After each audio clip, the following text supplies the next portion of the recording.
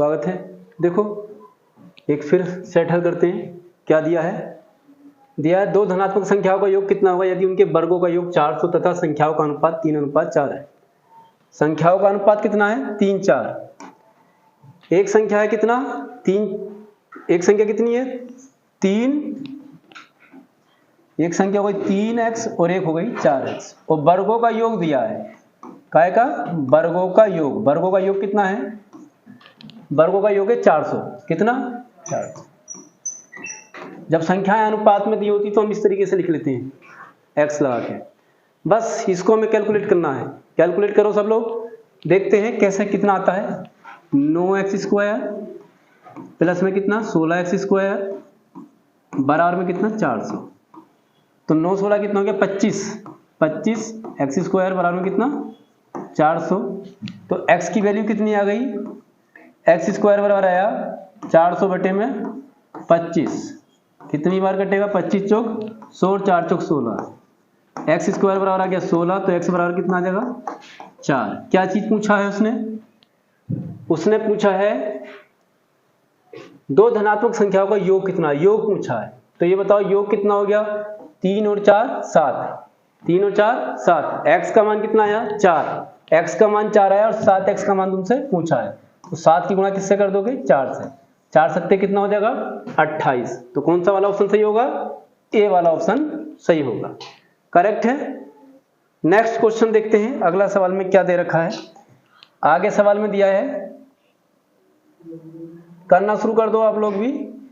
क्या कहा सवाल में? सवाल में ये कहा ध्वनि 330 मीटर प्रति सेकंड की गति से यात्रा करती है। यदि बादलों की गर्जना की आवाज बिजली चमकने के 10 सेकंड बाद सुनाई दे तो उसकी दूरी किमी में कितनी है?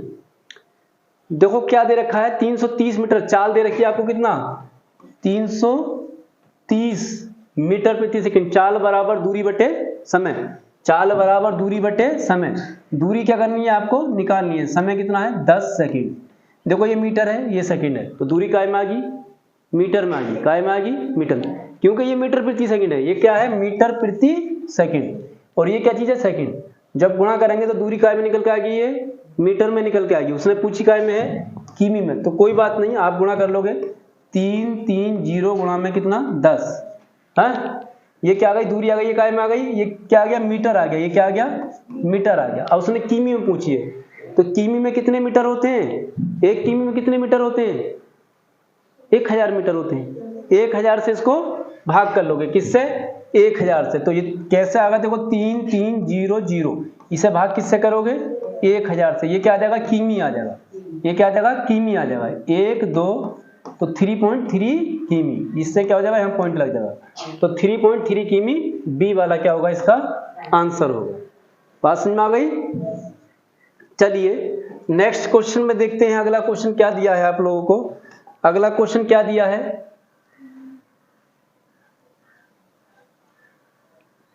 ये दिया, देखो थोड़ा सा अच्छा सवाल है। इस तरह के क्वेश्चन तुम्हारे छोटे एंट्रेंस हो, नवोदय वगैरह या एएमयू जामिया, इसमें भी पूछे जाते हैं। प्लस तुम्हारे कंपटीशन वाले एग्जाम हो उसमें पूछे जाते हैं। थोड़ा तर्क लगाना। तर्क में क्या है? ये कहा 4 मोमबत्तियां जिनके जलने की क्षमता, जिनके जलने की क्षमता है, चलने की क्षमता कितनी है? क्रम से 5 घंटे, 4 घंटे, 3 घंटे और 2 घंटे है, को एक ही कक्षा में एक ही समय पर जलाया जाता है। इन्हें कक्षा में उस समय तक जलाया जाता है जब तक 3 मोमबत्तियां बुझ ना जाएं। प्रत्येक मोमबत्ती को जलाने के खर्च इतना रुपया है, प्रति घंटा है, तो कुल खर्च कितना होगा? ठीक है। तो 3 मोमबत्तियां कब बुझेंगी भाई? सबसे पहले कौन सी बुझेगी? 2 वाली, फिर 3 वाली, फिर 4 वाली है?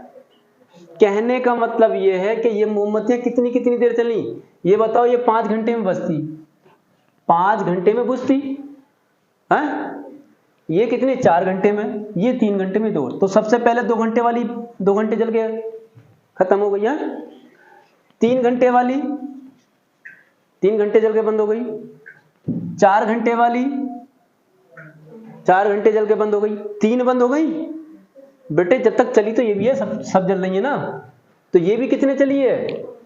5 घंटे में बंद होती, लेकिन 3 घंटे जब तक जलाया जाता है जब तक 3 मोमबत्ती ना बुझ जाएं। तो 3 तो यहां लाके बुझ जाएंगी ना।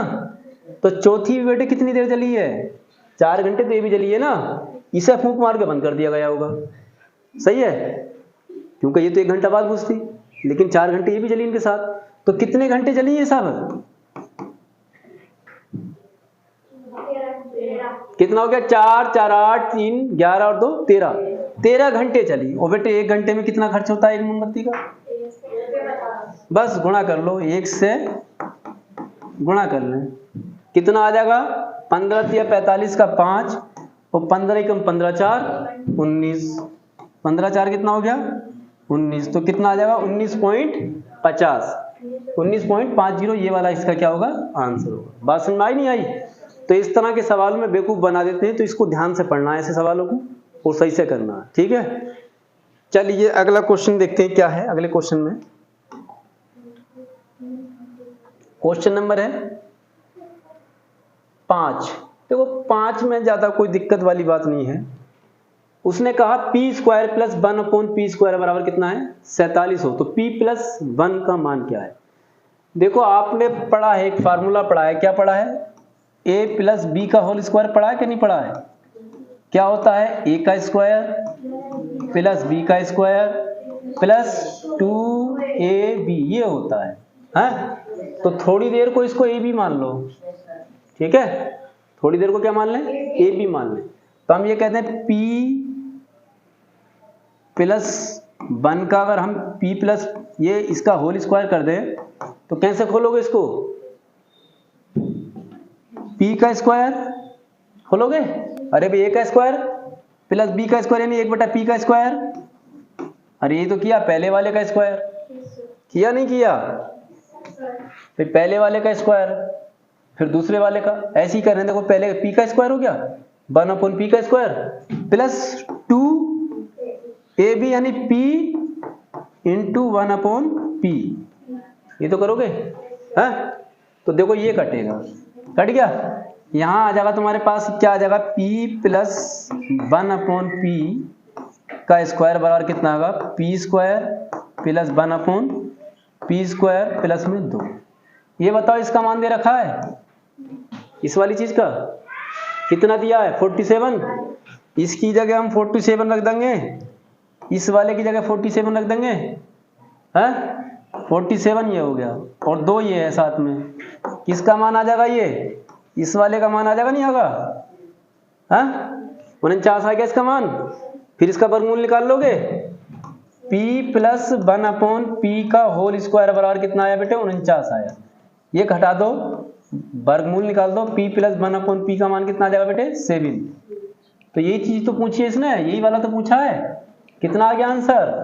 7 आ गया, ठीक है, समझ में आई बात? बाकी आप घर पे जाके देख भी सकते हो, कर भी सकते हो, कोई दिक्कत नहीं है। अगला सवाल देखें, सवाल नंबर कितना है? 6 नंबर है। देखो क्या कहना चाह रहे हैं सवाल में, कह रहे हैं यदि विक्रय मूल्य पर 10% की हानि होती तो लागत मूल्य पर हानि दर क्या होगी? देखो विक्रय मूल्य पर 10% की हानि होती तो लागत मूल्य पर दर क्या होती है?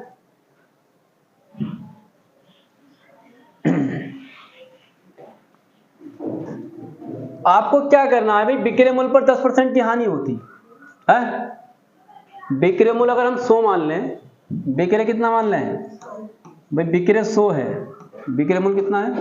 100 है, 10% की हानि हुई यानी 90 में बेचेगा, इसका मतलब क्रय कितना होगा? 110 होगा। बस तो वही निकालना 10 जो है वो 110 का कितना परसेंट है, ये आपको कैलकुलेट करना है। 0 से 0 काट दोगे तो ये आ जाएगा कितना? 9 सही। बेटे एक चीज में थोड़ी सी गड़बड़ हो रही है, देखो इधर ध्यान देखो, कितना? 9 सही ये वाला आ जाएगा, कितना निकाला? 10 बटे में कितना?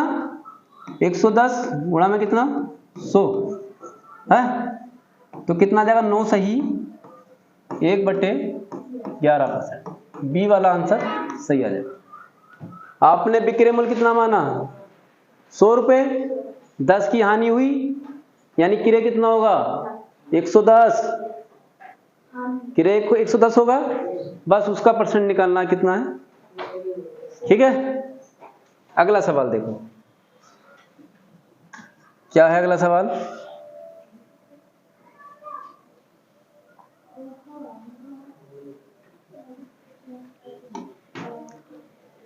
कह रहे हैं एक व्यक्ति स्थान ए से स्थान बी तक 40 किमी प्रति घंटे की गति से यात्रा करता है। भाई ए से स्थान बी तक 40 किमी प्रति घंटे की चाल से क्या करता है? यात्रा करता है। अपनी गति 50% बढ़ाकर लौटता है। दोनों यात्राओं के लिए उसकी औसत गति। तो देखो औसत गति आपको निकालनी है, औसत चाल निकालनी है, तो आसानी से कर लोगे। 40 किमी गति से गया है और लौटा कब से? भाई 50% बढ़ाकर लौटता है। 40 थी फिर 50% बढ़ा लेगा तो कितनी हो जाएगी? 40 को 50% और बढ़ा लेगा, यानी 40 को 50% बढ़ाकर लौटेगा, ये लौटेगा तो कितना आ जाएगा? 15 चौक 60, यानी 60 से लौटा। पहली चाल गुणा दूसरी चाल बटे में चालों का योग, यही तो औसत चाल निकालते हो। गुणा में कितना रहता है? 2। पहली चाल गुणा दूसरी चाल बटे में चालों का योग, गुणा में कितना रहता है? 2। ये होती है क्या? औसत चाल। औसत चाल निकाल के आप कमेंट करके बताएंगे आंसर क्या आया। ठीक है, चलिए अगला सवाल देखो, अच्छा सवाल है, इस तरह के सवाल भी मिल जाते हैं। तो इसमें क्या करना है? इसमें आप देखो ये दे रखा है आपको x + 1/x का मान दे रखा है 5, इसका मान पूछा है। तो क्या करें? देखो इसका मान निकालने के लिए इधर ध्यान दो, इधर ध्यान दो। 5x है बटे में कितना x कॉमन ले लो, कितना आ जाएगा? x प्लस में 5 प्लस में 1 बटे में x। ठीक है, ये x से x कटेगा, ये क्या कटेगा? ये कट जाएगा। देखो तो ऊपर क्या बचेगा? 5 बटे में कितना x प्लस में लिख लो 1 बटे में x प्लस में कितना 5। हो गया सब। अब बेटे देखो इसका मान दे रखा है आपको, इस वाले पोर्शन का मान दे रखा है। कहाँ दिया है? ये दिया है। कितना दिया है? 5। तो इससे हम ऐसे लिखते हैं 5 बटे में इसका मान कितना? 5 और प्लस में 5, तो कितना हो गया बेटे? 5 बटे में 10, कितना आ गया कट के? 1 बटे में 2। तो ये वाला क्या होगा इसका आंसर। समझ में आ गई बात? चलिए अगला क्वेश्चन देखते हैं। क्वेश्चन नंबर 9 है। क्या कहा क्वेश्चन नंबर 9 में? ये कहा यदि 3 बालकों की आयु का योग 81 वर्ष है और उनका जन्म 6 वर्ष के अंतराल से हुआ, सबसे बड़े छोटे बालक की आयु क्या है? बेटे कैसे करोगे? देखो एक बालक की आयु हमने x मानी, ठीक, 6 वर्ष के अंतराल से हुआ तो अगला 6 वर्ष छोटा होगा, है? तो दूसरा वाला कितना होगा? 6 वर्ष छोटा होगा, भी x - 6 होगा। तीसरा वाला फिर 6 वर्ष छोटा होगा तो वो x माइनस कितना होगा? 12 होगा। और सबकी आयु कितनी है? 81 वर्ष है। सही है। सबसे छोटे वाले की पूछिए, सबसे छोटे वाले की आपसे पूछिए, सबसे छोटा कौन सा है? ये वाला है। x का मान जो भी आएगा इसमें से घटा दोगे। बता दें देखो 1x 2x और 3x, 3 तो हो गए x, -6 ये और 12 ये 18 ये हो गया, बराबर में कितना? 81। 3x बराबर बेटे कितना आ गया? जुड़ जाएगा उधर जाके 9 और 9। x बराबर कितना आ गया बेटे? 33 आ गया।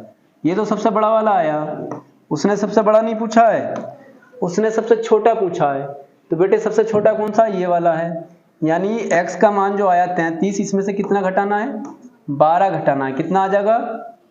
1 और 2 कितना आ गया? 21 वर्ष आ गया, 21 आ गया। समझ गए बात को? ठीक। अगला क्वेश्चन है, देखो क्या है, क्वेश्चन नंबर 10 है। तो बेटे क्वेश्चन नंबर 10 में देखें, क्वेश्चन नंबर 10 में क्या दिया है? क्वेश्चन नंबर 10 में दिया एक आदमी अपनी यात्रा का 2/5 भाग रेल तथा 9/20 भाग बस द्वारा तथा शेष पैदल 10 किमी दूरी तय करता है। तो इसमें सवाल में ये नहीं पता चल रहा पूछा क्या, तो थोड़ा सा इसमें मिस रह गया। वो हो सकता है ये पूछ रहा हो क्या बस द्वारा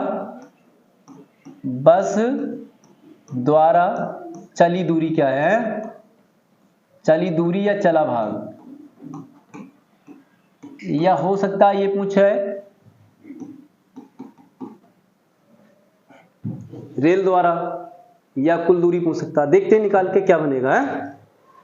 तो क्या बनता है देखो, 2/5 भाग का ऐसे 2/5 रेल से और 9/20 का ऐसे बस से। तो बेटे देख लो कितना आ गया, 20 एलसीएम 5 चौक 20 है, तो 4 दूनी 8 प्लस में 9, 9 8 कितना हो गया 17। बेटे ये आ गया 17 बेटे में 20, तो शेष कितना बच गया जल्दी बताओ। बेटे शेष बच गया 3 बेटे में 20। अरे ये तो बचेगा 3 बटे में 20 क्या हो गया शेष बचा। अब वो कह रहा शेष कितनी है 10 है, यानी 3 बटे 20 किसके बराबर है 10 के बराबर है। गुणा में चला जाएगा इधर, तो ये कितनी आ जाएगी कुल दूरी कितनी आ जाएगी, कुल दूरी आ जाएगी तुम्हारे पास कितनी 200 बटे में 3, ये कुल दूरी आ जाएगी। अब मान लो उसने पूछा है बस द्वारा, तो बस द्वारा तो बेटे ये चली है, तो बस द्वारा निकाल दो 9 बटे में 20, तो 3 तिया 9, 0 से 0 काटो 10 बार काटो, कितनी बार 10 बार, तो कितनी आ गई 30 किमी आ गई। बेटे 30 किमी काहे से चली है बस से चली है। अगर बस वाली पूछेगा तो कितनी 30 किमी। हो सकता है उसने कभी ये वाली पूछी हो, तो ये वाली कितनी निकालते हैं बेटे, अगर ये वाली पूछता तो 200 बटे 3 गुणा में 9 बटे 2 बटे 5, तो बेटे 2 बटा 5, तो ये भी पॉइंट में आ गया, ये भी नहीं पूछा है, तो इसमें टाइप करने में कोई मिस्टेक हो गई, आप यही निकाल लो, उसके हिसाब से आंसर कितना आएगा या ठीक है। चलिए अगला क्वेश्चन है,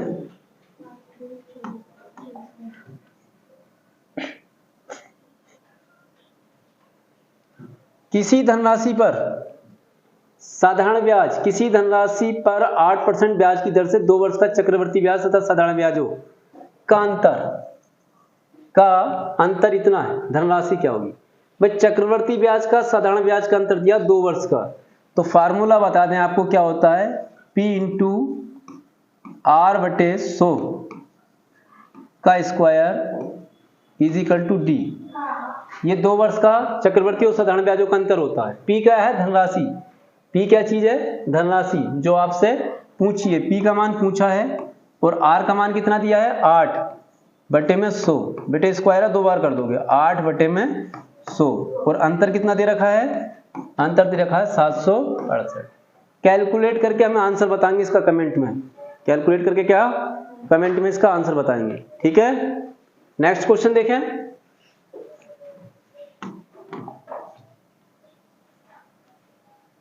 क्वेश्चन नंबर है 12 में क्या दे रखा है, करें यदि किसी धनराशि पर 5% की दर से 2 वर्ष का,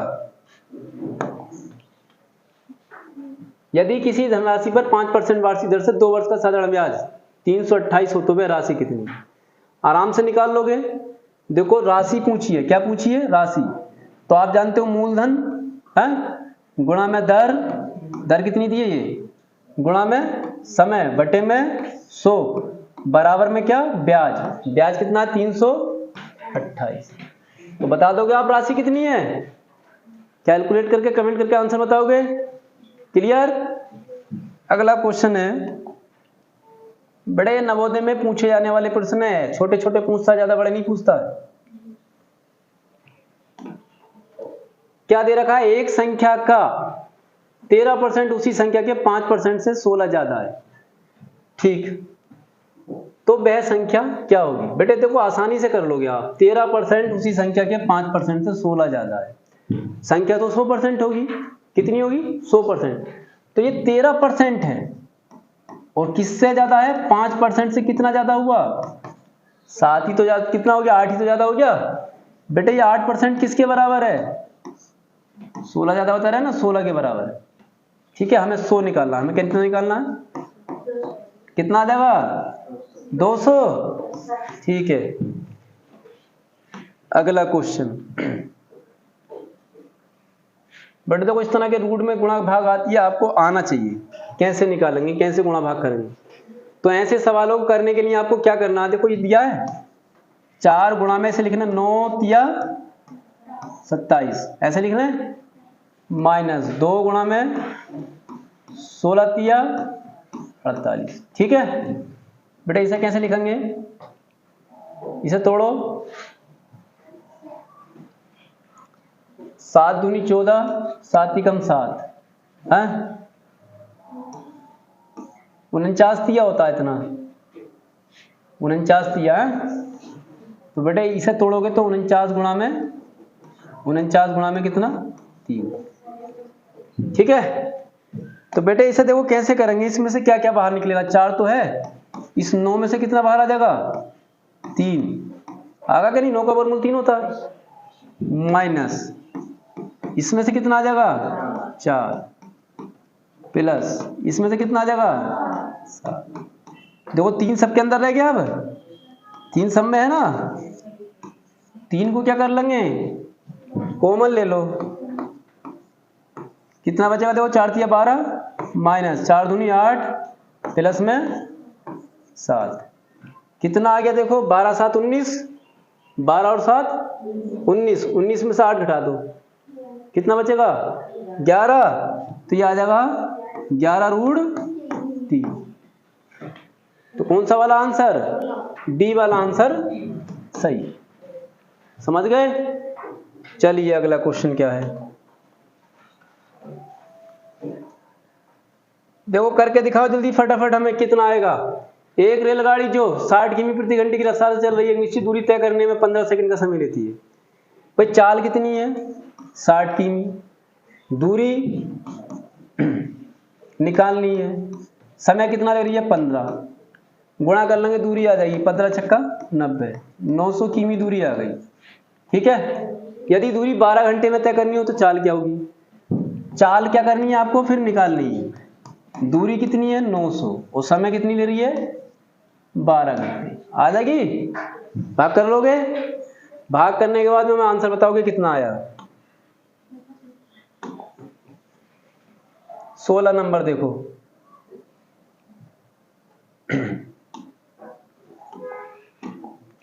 क्या कहा, यदि किसी वस्तु का अंकित मूल्य 42 रुपए की छूट दिया, अंकित मूल्य पर 42 रुपए की छूट जाती है तो नई घटी हुई कीमत मूल कीमत की 86% हो जाती है।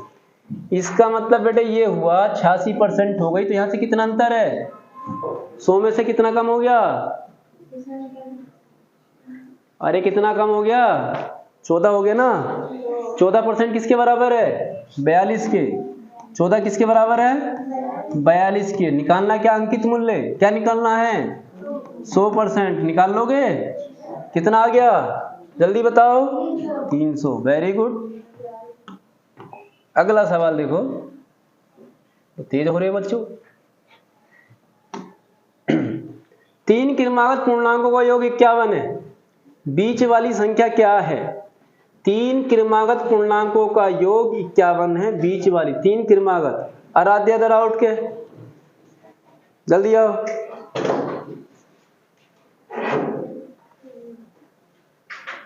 ऊपर आओ, हो जाएगा बेटे सवाल। ये क्रमागत का मतलब बताओ क्या होता है सर, x प्लस 1। हाँ क्रम से आने वाली, इधर को देख के बोलो। x प्लस, देखो एक हो गई x संख्या, एक हो गई x प्लस 1 और एक हो गई x प्लस 2, ये 3 हो गई क्रमागत।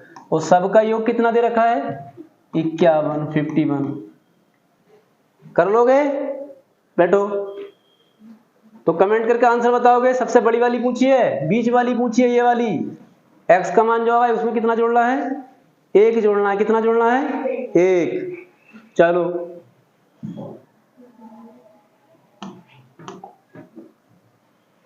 क्वेश्चन नंबर है 18, बेटा 18 नंबर है। उसमें कहा यदि 20 पुस्तकों का विक्रय मूल्य 24 पुस्तकों के क्रय मूल्य के बराबर है तो लाभ % क्या होगा। कितने बच्चे कर लेंगे, हाथ खड़ा करो। 1,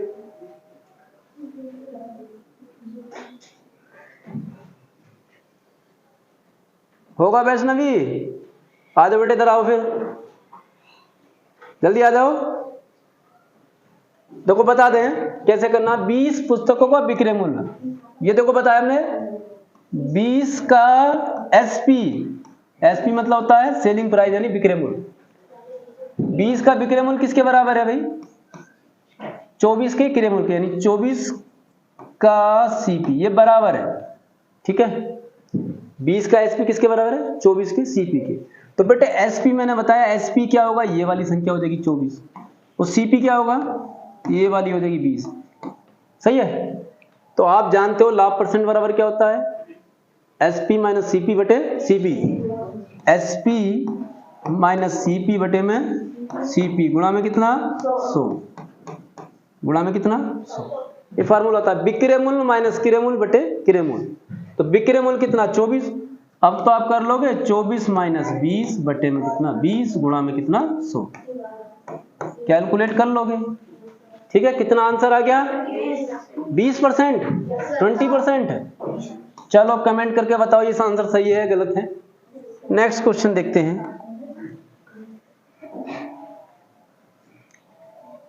बेटे कितना आया देखो 19 सवाल है, 19 नंबर है। कहा क्या कहा सवाल में, ये कहें 60 लीटर मिश्रण में दूध और पानी का अनुपात 3:7 है, 2:5 बनाने के लिए कितना पानी मिलाना होगा। कितने लोग कर लोगे, हाथ खड़ा करो। शाबाश, सभी कर रहे हो तुम तो। चलो देखो जिनसे नहीं होता वो समझो कैसे करेंगे। देखो सबसे पहले क्या करेंगे, हम इस 60 को बांटेंगे। 60 को में बांटना है, इस अनुपात में बांटना है।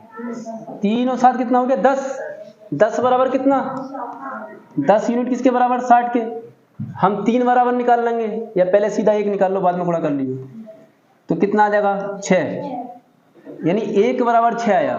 तो 3 बराबर कितना आएगा, 3 बराबर 18, 7 बराबर कितना आएगा बताओ जल्दी से, 7 छंग 42। हो गया 60 पूरा। तो बेटे पहली वाली ये 3 क्या है, ये दूध है, और वो क्या है पानी। तो बेटे दूध कितना है तुम्हारे पास 18 लीटर, तो पानी कितना है 42, ऐसे 60 लीटर है। अब उसने ये कह दिया कि कितना क्या कर दें 2:5 का अनुपात करने के लिए पानी कितना मिलाना, पानी नीचे वाला तो है x लीटर पानी मिला दो, जो अनुपात कितना 2:5 कर लोगे, हो जाएगा है भाई, हो जाएगा नहीं होगा। इसको जब इधर x माना तो उसको a मान।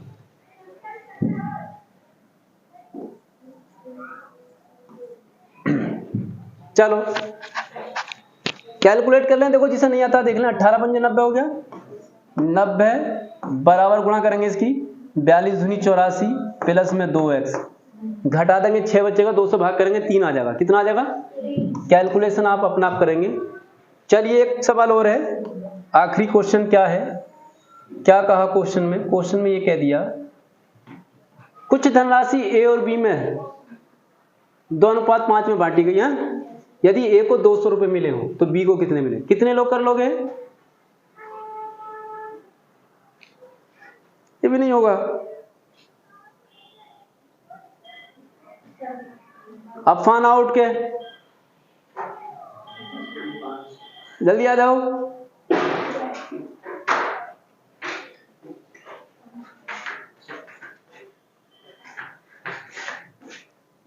कैसे करेंगे बताओ, ऋण को प्लस करना।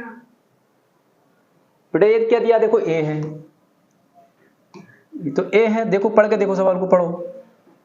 a और b का रेशियो दे रखा है इतना, और ये a की वैल्यू दे रखी है, तो क्या लिखे बताओ।